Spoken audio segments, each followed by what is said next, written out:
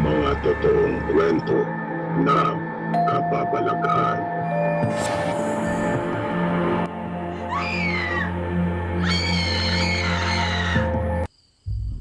Kumusta po kayo mga ginigiliw kong tagapakinig? Muli po ay narito tayo para sa isa na namang kwento ng kababalaghan. At tulad po ng dati ay hangad ko pong lagi na sana'y abutan po kayo ng pagtatanghal na ito na nasa mabuti pong kalagayan, ligtas sa anumang uri ng kapamakan at karamdaman. Magandang gabi sa iyo, Sir PB. Ang kwentong ibabahagi ko ay karanasan po ng lolo ng nanay ko. Tawagin na lang po natin siya sa pangalang Narding. Si Narding po, base na rin sa pagsasalaysay ng nanay ko, ay may niligawan na taga-ibang bayan. Maganda yung babae, kung kaya marami ang nagkakagusto dito. Pero hindi iyon naging hadlang kay Narding. Dahil sa masidi talaga yung pagnanais niya na masungkit yung puso ng babae. Sa katunayan, ay kailangan pa niya maglakad na napakalayo para lang makarating sa bahay ng babae. Wala pa kasi gaanong sasakyan noon. Nang karaniwan pang kinakasangkapan noon sa mga paglalakbay ay ang mga kalabaw o di kaya naman ay kabayo. Pero yung kabayo ay iilan lamang ang mayroon noon, dahil kumbaga ngayon iyan na yung katumbas ng kotse. Mahal nung mga panahon na iyon ang kabayo, kaya kumbaga status symbol noon ang pagkakaroon ng kabayo. Maituturing na nakakariwasa sa buhay at angat ang inyong pamilya. At dahil sa hindi naman mula sa mayamang angkan si Narding, kung kaya nagtsatsaga na lamang ito na maglakad. Minsan ay isinasama na lang niya yung isa niyang pinsan na kanyang kababata para naman may makausap siya sa daan. Ito rin ay itinuturing niyang matalik na kaibigan. Pero kung minsan naman ay mag-isa lang talaga siyang pumapanik ng ligaw. Isang araw ay niyaya niyang muli ang kanyang pinsan na samahan siya sa kanyang panliligaw. At dahil sa may kalayuan yung bahay ng babae, kaya mga paalas 3 pa lang ng hapon ay umaalis na sila sa kanila. Nang patakip silim na, ay nasa daan pa rin silang magpinsan. Pero ilang minuto na lang ay mararating na rin nila yung bahay nila Amalia. Yan yung pangalan nung nililigawan niya. Nang nasa harapan na sila ng bahay, ay magalang silang tumawag at bumati. Ilang sandali pa ay dumungaw sa may balkonahe ng bahay si Amalia. At nakita ni Narding na napangiti ito. Kaya napakalabit naman sa kanya ang pinsang si Emong, na pinapapansin kay Narding ang mga ngiting iyon ni Amalia at binigyan ng kahulugan. Narinig nilang sinabi nito na sila ay umakyat na. Nang nasa bungad na sila ng pinto, ay biglang nag-iba ang timplada ng kanilang pagmumukhang magpinsan.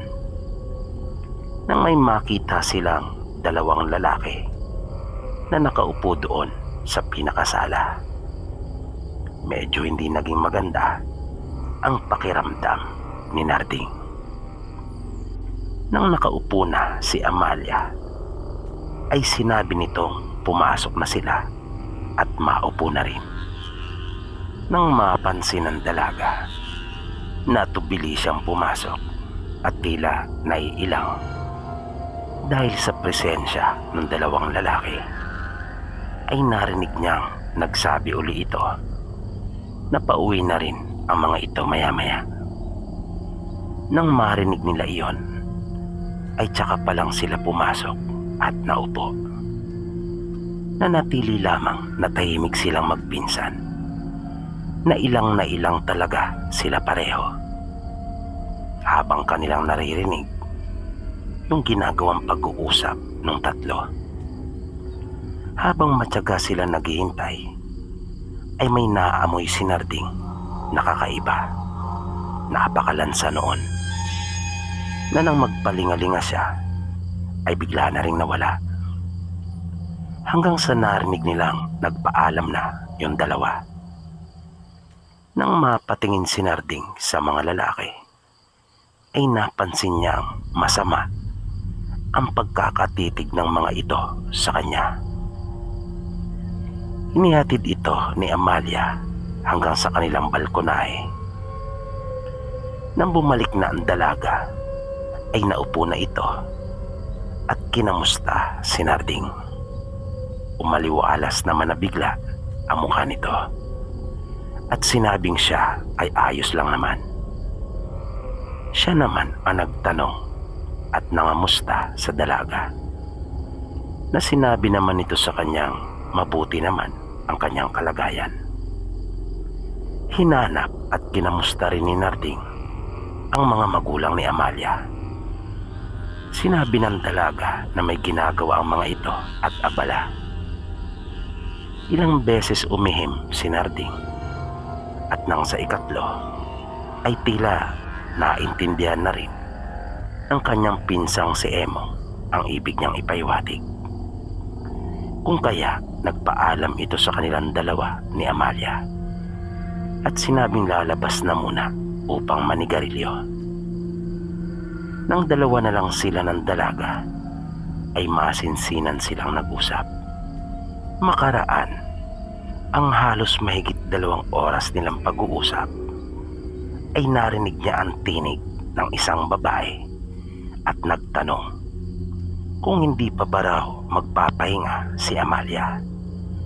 Nakahalata naman si Narding, kaya nagpaalam na rin ito sa dalaga.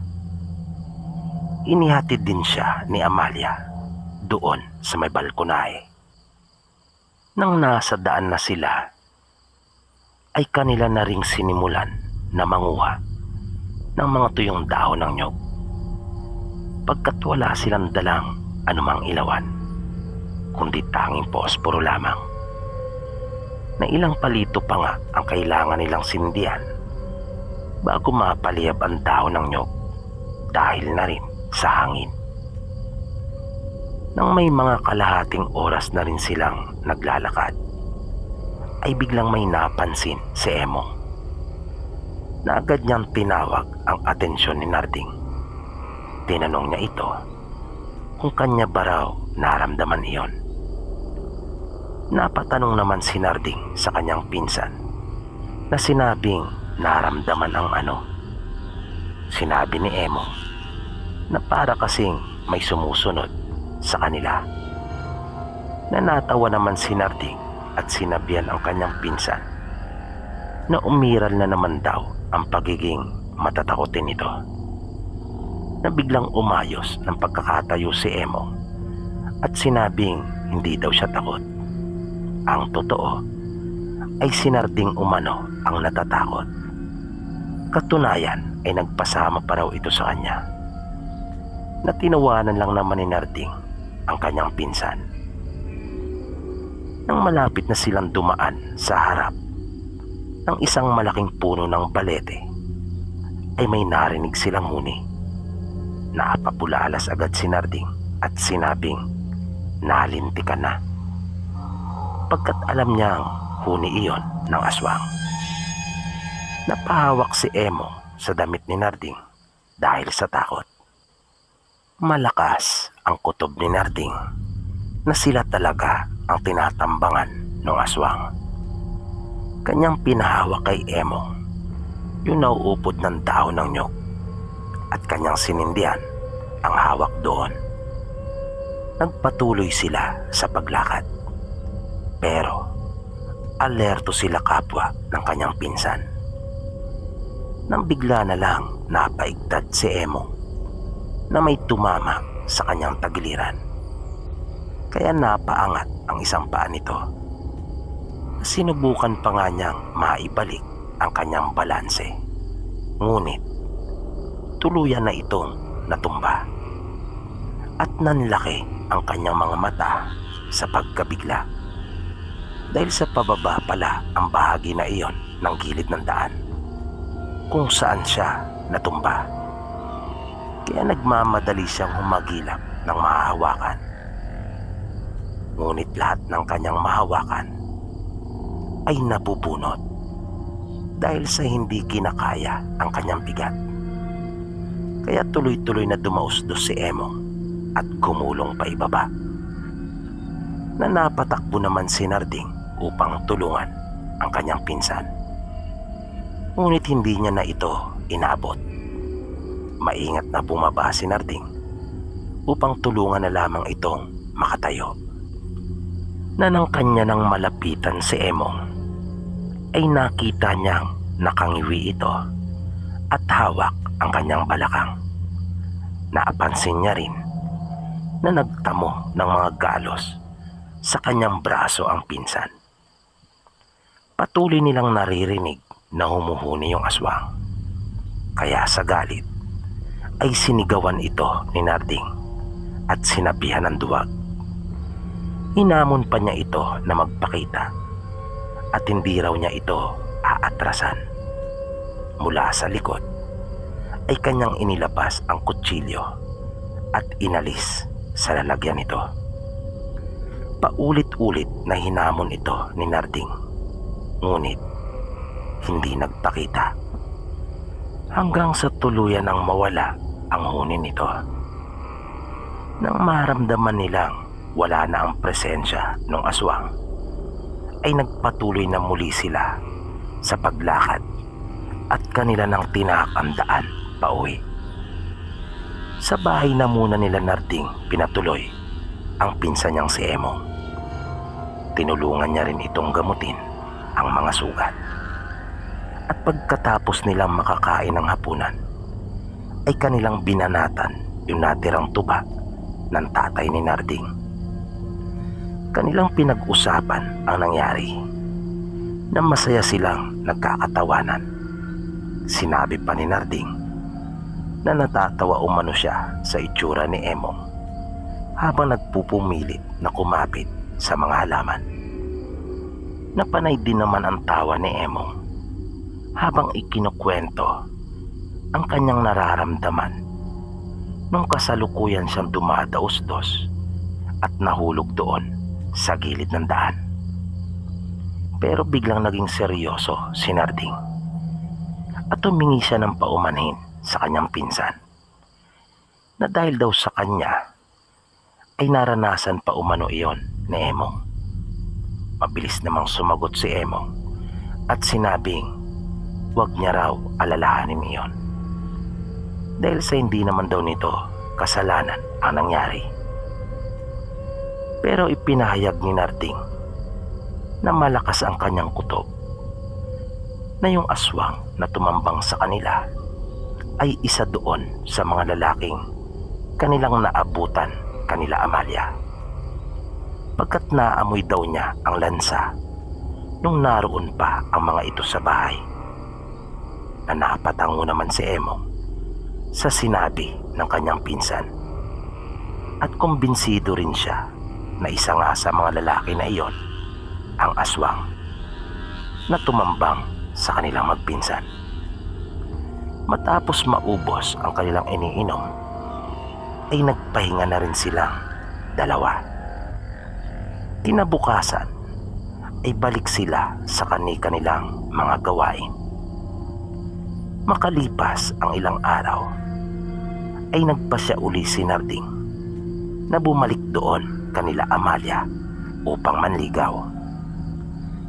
Nang kanyang yayain muli si Emong ay agad itong pumayag at sinabing gaganti umano siya kung sakaling tambangan silang uli ng aswang. At kanya pang ipinakita kay Narding ang kutsilyo nito na mas mahaba. Nabahagya pang nagtaka si Narding dahil sa matapang na pahayag ni Emong. Hindi kasi ganon ang pagkakakilala niya dito. Simula bata pa lang sila ay sadya na itong matatakutin. Kaya kinabukasan, tulad ng dati ay magkasama silang umalis na magpinsan at matyaga uli silang naglakad. Na habang naglalakad ay sinabi ni Emong kay Narding na kanya rin umano siyang samahan kapag nanliligaw na. Na mabilis naman tumango si Narding at sinabing syempre. Nang dumating sila doon, kanila Amalia, ay wala silang naabutang ibang bisita ang dalaga. Nang nag-uusap na sila, ay sinabi nito kay Narding na bumalik sa Makalawa dahil sa mayroon umanong magaganap na handaan. Na nang marinig naman iyon ni Emong ay nasabik na kagad ito at agad na tinanong si Amalia kung maging siya ba ay imbitado. Na nakangiting sumagot naman ang dalaga at sinabing syempre naman. Kaya natuwa si Emong at nagpaalam na muna ito sa kanila nang sa ganon ay makapag-usap sila ng sarilinan. Makaraan ang magdadalawang oras ay nagulat si Emong nang marinig ang boses nila Narding at Amalia at nakita niyang bumababa na si Narding. Naisip niyang uuwi na pala sila at narinig nga niya nagpaalam na si Narding kay Amalia, kung kaya nagpaalam na rin siya sa dalaga. Sa daan ay hindi maiwasang hindi maitanong ni Emong kay Narding kung bakit hindi nila natsyempuan yung dalawang manliligaw ni Amalia. Pabirong sinabi naman ni Narding na marahil ay binigyan na ito ni Amalia ng takdang araw ng pagdalaw upang hindi sila magkasabay-sabay. Na agad namang sumang-ayon si Emong at sinabing baka nga. Nang malapit na sila sa puno ng balete ay narinig nilang humuni ang aswang. Kaya nagkaroon na ng isipan si Narding na marahil ay doon sa puno ito ng balete dumadapo. Pagkat nung huling bisita nila kanila Amalia ay doon rin niya simulang narinig na humuni ang aswang. Nabigla na lang sumigaw si Emong at pinalalabas iyon. Nakita ni Narding na inilabas na ni Emong ang kutsilyo nito. Kaya kanya na ring inilabas ang dalang patalim. Ngunit hinayaan lamang niya si Emong na magsalita, na natili lang siyang tahimik. Naglalaro sa isip ni Narding na hindi patas lumaban ang kanyang karibal kay Amalia. Kaya naging maingat sila. Hindi sila nagbigay ng kahit kaunting kumpiyansa. Dahan-dahan sila naglalakad, pero malikot ang kanilang mga mata, na hindi sila basta lumalakad lang ng diretso dahil nag-aalala sila na baka minsan pa silang traidorin nito. Patuloy nilang naririnig ang paghuni noon, kaya hinayaan lang nila. Naisip ni Narding na maghihintay siya ng akmang pagkakataon. Tsetsempuan niya ito. Ngunit hanggang sa makalayo na sila mula sa puno ng balete ay wala namang nagparamdam sa kanila. At narinig nilang minsan pa ang huni ng aswang. Ngunit malakas na iyon. Palatandaang malayo na ito sa kanila. Nang sumapit na yung araw na sinasabi ni Amalia, maaga pa lang ay pinuntahan na ni Narding ang kanyang pinsang si Emong at ipinaalaala dito yung lakad nila. Sinikap nilang matapos na maaga yung kanilang mga gawain at kinahapunan nga noon ay umalis na silang magpinsan. Nang dumating sila sa bahay nila Amalia, ay nagulat pa sila kapwa sa dami ng mga taong naroon. Hindi nila inakala na isa pala iyong malaking handaan, na may nakita silang 3 mahabang mesa na yari sa kawayan doon sa bakuran nila Amalia. Napaisip sila kung ano kayang okasyon ang kanilang ipinagdiriwang. Nang kanila nang makaharap si Amalia, ay nalaman nilang mga kamag-anak pala nilang lahat ang mga bisitang naroon, na nagmula pa sa iba't ibang bayan. Humingi ng paumanhin si Narding kay Amalia dahil sa hindi umano sila maaga pumunta. Nakatulong sana daw sila sa paghanda. Sinabi pa niyang hindi daw kasi nila inaasahang ganong kalaking handaan ang magaganap. Nang kanilang tanungin si Amalia kung ano ang kanilang ipinagdiriwang, ay natigilan ito at panandaliang napaisip. Biglang may narinig silang tinig mula sa kanilang likuran at sinabing kanya na muna raw pakainin sila Narding. Na nakita ni Narding na biglang lumuwang ang pagkakangiti ng pinsan niyang si Emong. Kaya nasabi niya dito, basta sa pagkain ay maasahan itong talaga. Na tanging tawa lang naman ang itinugon ni Emong sa kanya. Nang nakaupo na sila ay may napansin si Narding sa mga taong naroon. Kapag kanya kasi silang nasusulyapan, ay nakikita niyang iba kung makatingin ang mga ito, na agad ding binabawi kapag napapansin siya na nakatingin sa kanila. At pakiramdam pa niya ay sa kanilang dalawa nakatuon ang atensyon ng mga ito, na nakikita kasi niya sa sulok ng kanyang mga mata ang nakakakilabot na pagtitig ng mga ito sa kanilang magpinsan. Bagaman nakikita niyang may mga ginagawa ang mga ito at abala. Nang sumandok na sila ng pagkain, ay tila huminto ang mga ito sa kanilang ginagawa at tila ba hinihintay ang sunod nilang gagawin, na para bang inaabangan ng mga ito yung kanilang unang pagsubok. At bigla niyang naramdaman ang isang kamay sa kaliwang balikat at sinabing kumain lang daw silang mabuti. Narinig niyang sabi ni Amalia. Si Emong naman ay inilabas mula sa kanyang bulsa ang pinanguha nitong siling labuyo at kalamansi sa daan. Nakaugalian na kasi talaga nito na sa tuwing kakain ay lagi siyang mayroon noon. Kahit nga ginamos lang ang ulam nito, ay kanya talagang nilalagyan ng sili at kalamansi. At marami siyang dala noon, dahil bukod sa pinanguha niya sa daan, ay mayroon na talaga siyang dala mula pa sa kanila, na kanya talagang pinaghandaan iyon pagkat alam niyang mayroong handaan.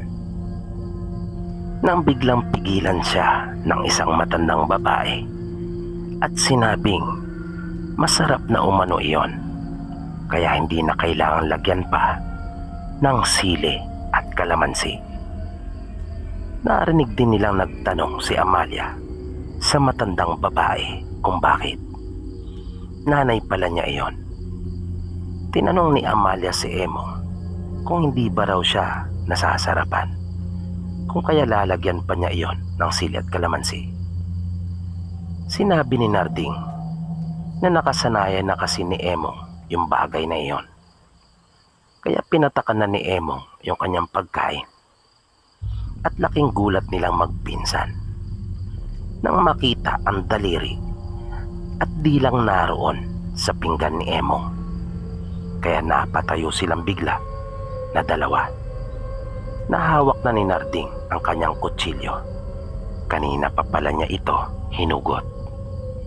Pagkat nakatunog na siya ng hindi maganda, agad niyang nahawakan si Amalia at binalaan niya sila na kanyang sasaksakin ng dalaga kapag nagtangka ang mga ito sa kanila ng masama. Panay ang pigil ng nanay nito sa kanilang mga kaanak. Si Emong naman ay kinuha na rin ang kanyang patalim at nasa may gawing likuran ni Narding. Nanindig ang mga balahibo ni Emong sa kanyang mga nakita. Nagsimula na kasing magbago ang itsura ng mga ito na naging mga mababangis at mabalasik ang kanilang mga mukha. Dahan-dahan silang umatras na si Emong naman ay tumalikod na kay Narding upang harapin naman ang kanilang likuran. Sa kanilang kaatras ay napadako sila sa likurang bahagi ng bahay at mas nagimbal pa sila sa kanilang mga nakita. Pagkat naroon ang naglalakihang mga kawa na nakasalang sa apoy, pinapakuluan ang mga pira-pirasong katawan ng tao at nalaman na nila ang totoong dahilan kung bakit hindi na nila nakita pa yung dalawang karibal ni Narding. Pagkat nakita nila ang pugot na ulo ng mga itong nakapatong sa dahon ng saging, sinabihan nila ang mga ito na huwag sumunod, kung hindi ay kanilang gigilitan ng leeg si Amalia, na sinusubukan pang pakiusapan ng dalaga si Narding. Ngunit hindi ito nagpadala kay Amalia. Nakiusap ang ina at ama ng dalaga kanila Narding. Napakawalan na si Amalia at hayaan na umano nila silang magpinsan na walang mangyayaring anuman sa kanila. Sinabi pa nito na kanya umanong maaasahan ang kanilang salita. Narinig nila ang malakas na boses ng ina ni Amalia at sinabi nito sa kanilang mga kaanak na hayaan na lang umano sila Narding kapalit ni Amalia, at sumang-ayon naman ang mga ito. Sinabi ni Narding na wala naman daw silang masamang layunin na magpinsan sa kanila. Ang gusto lang naman nila ay mabuhay. Sinabi pa niya na kanyang ibibigay ang kanyang tiwala sa mga ito. Kaya nang makalayo sila ng bagya ay kanya nang binitawan si Amalia at tumakbo silang magpinsan ng ubod bilis, na nung huli ay napansin nilang wala namang humahabol sa kanila. Kaya tumigil sila at nagpahinga. Nahabol-habol ang kanilang mga hininga. At nang magkatinginan ay natawa silang dalawa habang naluluha. Hinding-hindi umano nila makakalimutan ang kanilang karanasang iyon. Nasapit nila ng matiwasay ang kanya-kanyang bahay at hindi na bumalik kahit minsan doon sa lugar. At iyan po ang nakakatakot na karanasan ng lolo ng nanay ko. Maraming salamat po, Sir PB. At dito po nagtatapos ang kwentong itinampok natin para sa araw na ito. Muli, sana po ay inyong nagustuhan at naway patuloy nyo pang subaybayan ang mga susunod pa po nating kwento dito lamang sa Mga Totoong Kwento ng Kababalagan. Binabati din po natin ang lahat ng ating mga silent listeners, mga kababayang OFW at Marino sa buong mundo. Mabuhay po kayong lahat. Maraming salamat po at hanggang sa muli.